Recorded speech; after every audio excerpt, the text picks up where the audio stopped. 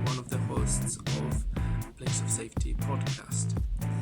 So this is a podcast that I've been organising and hosting with a friend of mine, Matt, since March, and we have been discussing issues relating to mental health care generally speaking.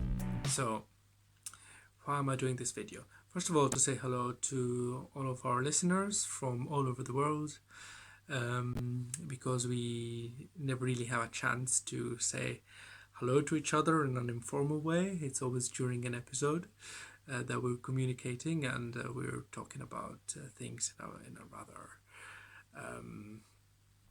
I'd say, in a more systematic way, kind of looking at whatever the title of the episode is. And I wanted to kind of have a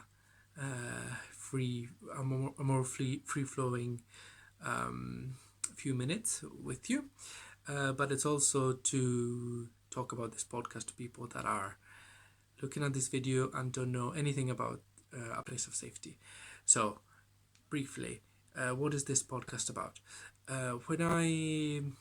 My background, let's say, is in psychology. I studied psychology in Trieste, Italy. I did a bachelor's degree. I did a 2 years master.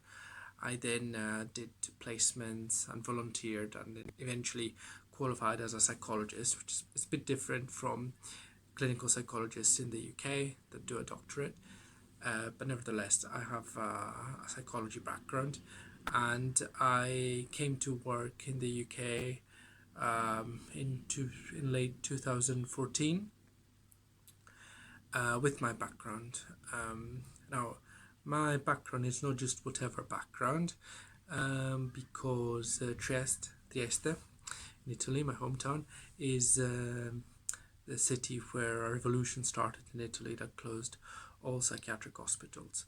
So Trieste, not everywhere else in Italy, but Trieste is a city that functions on an open door, with an open door policy, with no restraint, with no locked doors, and with a very different vision of safety. So safety seen as we're keeping you safe because we're treating you well in a comforting environment based on trust, not a locked door environment based on monitoring and suspicion.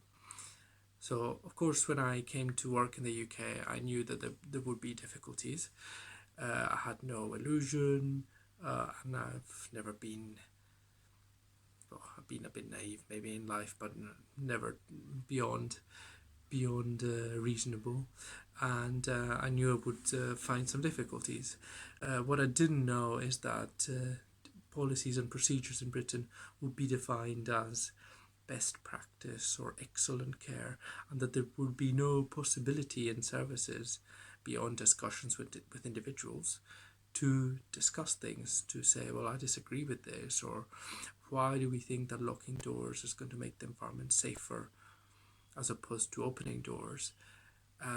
These discussions were impossible, and there are, rather complex issues to be discussed, to be explained when you want to, if you want to, which there doesn't seem to be much of an interest in British traditional, let's say, in the establishment in British mental health services. But if you want to create an environment that's more open, on an open door basis, then there's a lot of difficult questions that you need to answer.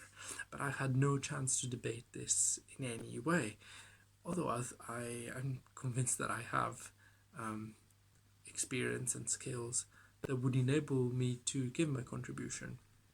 Now, Trieste is a service that is internationally recognized as a center for excellence in mental health care in many parts of the world, by professionals from many parts of the world, even people from Britain that have been to Trieste and have come away from Trieste with a very positive impression. There's a team in Wales, who put the link down below, that gave a presentation about Trieste, where they said that basically their beliefs, their policies were strongly questioned by what they saw. The BBC recently went to Trieste and came back with a very positive impression. So This is not something that I've invented, something that in the era of internet it can be easily fact-checked.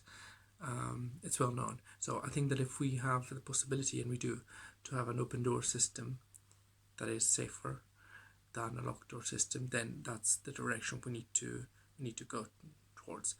And if we don't want to go towards that direction, at least people need to know that there is not just one definition of what best practice is or what excellent care is.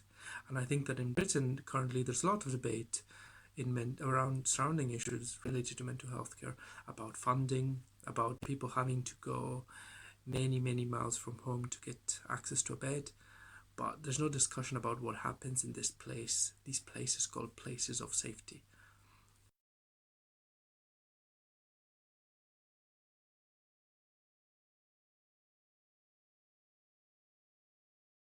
Hence the name of our podcast, A Place of Safety with a question mark, both to question, the definition of safety of the system, but also to question our definition of safety.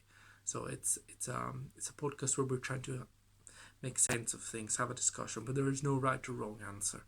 But we can talk about this, and I don't think there's any debate on this level in Britain. So it's our podcast and probably our partners Asylum Magazine that have explored different ideas and some people here and there, but there's not a lively debate about the potential that we have in the NHS and outside the NHS to change the system, to bring about a progressive system, which this one is not, frankly, in my opinion.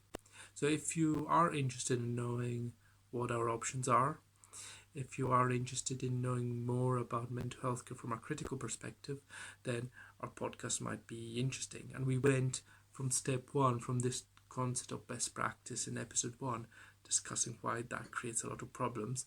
Step by step, I say with Matt, I tried to start a discussion about where I was coming from, both physically and intellectually, to explain how we get to completely different systems in Trieste and in the UK.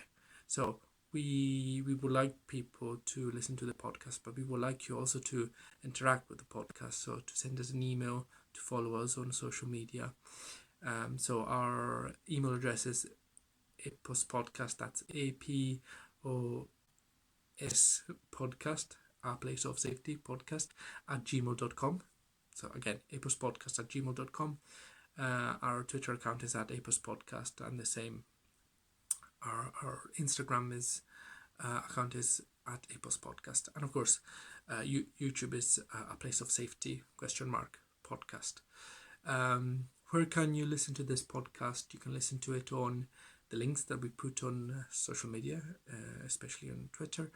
But you can also listen to it on Spotify, on iTunes, on Stitcher, and yeah, I hope that with this video I can say hello to people that have been listening to this podcast without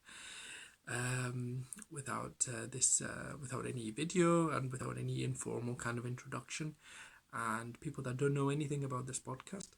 I hope you will, I don't know, maybe be interested, or at least be aware that there are other options out there other than restraining people and locking them up. Thank you. Bye bye.